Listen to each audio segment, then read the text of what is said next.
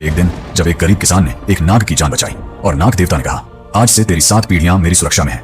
यह कहानी है राजस्थान के एक छोटे से गांव नागपुरी की, जहां एक गरीब किसान रहता था। नाम था रामलाल। सुबह से शाम तक खेत में काम करता। 2 वक्त की रोटी मुश्किल से मिलती थी, लेकिन उसका मन इतना साफ था कि किसी भी जीव को तकलीफ में देखकर वह रुक नहीं पाता था। एक दिन रामलाल खेत में काम कर रहा था, तभी उसने देखा कि पास के कुएं के पास कुछ लड़के एक बड़े नाग को पत्थरों से मार रहे थे। नाग घायल था, फन नीचे था, बचने की कोशिश कर रहा था। लड़के चिल्ला रहे थे, मारो इसे, जहरीला है, खतरनाक है। रामलाल दौड़ा, लड़कों के सामने खड़ा हो गया और बोला, रुको, यह जीव भी भगवान की रचना है, इसे मत मारो। लड़के हंसे, किसान हट जा, यह नाग तुझे भी डस लेगा। लेकिन रामलाल नहीं हटा। उसने अपनी धोती का एक टुकड़ा फाड़ा, घायल नाग को धीरे से उठाया और जंगल की तरफ ले गया।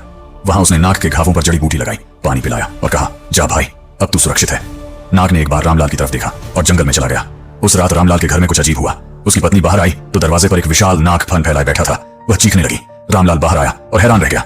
वही नाग था जिसे उसने बचाया था, लेकिन इस बार उसकी आंखों में डर नहीं था, एक अजीब सी शांति थी। उसी क्षण नाग के फन के ऊपर एक दिव्य प्रकाश फैला और वह साधारण नाग नहीं रहा। सामने प्रकट हुए स्वयं नाग देवता, जिनके मस्तक पर शिव का त्रिशूल था, गले में रुद्राक्ष था और आंखों में करुणा थी। नाग देवता ने कहा, रामलाल, आज तूने मेरी जान बचाई, बिना किसी स्वार्थ के, बिना किसी डर के। इस धरती पर ऐसे इंसान बहुत कम है। आज से तेरी 7 पीढ़ियां मेरी सुरक्षा में है। इस गांव में कोई भी नाग कभी किसी को नहीं काटेगा और तेरे घर पर कभी कोई विपदा नहीं आएगी। रामलाल की आंखें भर आईं। उसने हाथ जोड़े और कहा, देवता, मैंने कोई एहसान नहीं किया, बस एक जीव की जान बचाई थी। नाग देवता मुस्कुराए। यही तो सबसे बड़ा धर्म है।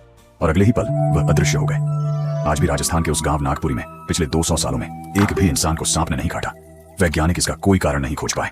गांव के बुजुर्ग कहते हैं, यह नाग देवता का वरदान है जो आज भी जीवित है। अगर आपको भी लगता है कि एक छोटी सी नेकी का बदला भगवान 7 पीढ़ियों तक देते हैं, तो कमेंट में पूरी श्रद्धा से लिखें, जय नाग देवता।